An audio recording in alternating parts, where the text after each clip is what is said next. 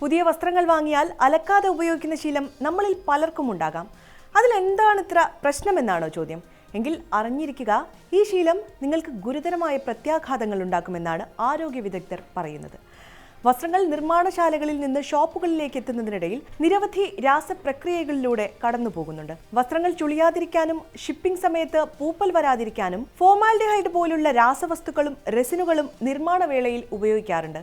ഇത് നേരിട്ട് ശരീരത്തിൽ തട്ടുന്നത് കോണ്ടാക്ട് ഡെർമറ്റൈറ്റിസ് പോലുള്ള ചർമ്മരോഗങ്ങൾക്കും കടുത്ത ചൊറിച്ചിലിനും കാരണമാകുന്നു. വസ്ത്രങ്ങൾക്ക് ആകർഷകമായ നിറം നൽകാൻ ഉപയോഗിക്കുന്ന അസോഡൈകൾ വിയർപ്പുമായി കലരുമ്പോൾ ചർമ്മത്തിലേക്ക് ആഗിരണം ചെയ്യപ്പെടാൻ സാധ്യതയുണ്ട്.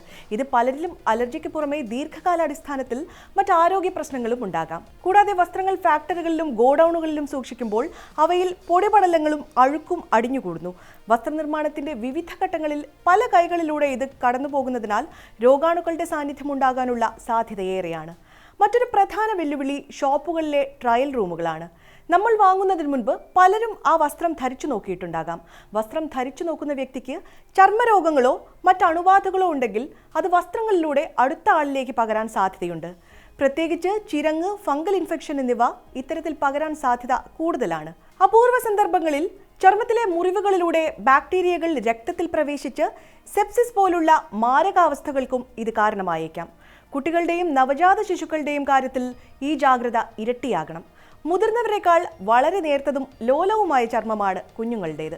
അതിനാൽ പുതിയ വസ്ത്രങ്ങളിലെ കടുപ്പമേറിയ രാസവസ്തുക്കൾ കുഞ്ഞുങ്ങളിൽ ചുവന്ന പാടുകളും കുമിളകളും ഉണ്ടാക്കാൻ കാരണമാകും.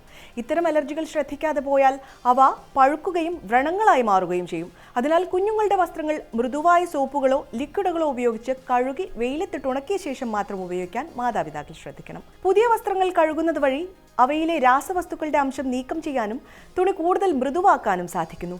കടും നിറമുള്ള വസ്ത്രങ്ങൾ ആദ്യത്തെ 2 തവണ കഴുകുമ്പോൾ അധികമുള്ള ചായം ഇളകിപ്പോകാനും ഇത് സഹായിക്കും. ഇത്തരം ചെറിയ മുൻകരുതലുകൾ എടുക്കുന്നത് ചർമ്മരോഗങ്ങളെയും അനാവശ്യമായ ആരോഗ്യ പ്രശ്നങ്ങളെയും ഒരു പരിധിവരെ തടയാനാകും. ലളിതമെന്ന് തോന്നുമെങ്കിലും നിങ്ങളുടെയും കുടുംബത്തിന്റെയും സുരക്ഷയ്ക്ക് പുതിയ വസ്ത്രങ്ങൾ കഴുകി ഉപയോഗിക്കുന്ന ശീലം നിർബന്ധമാക്കുക.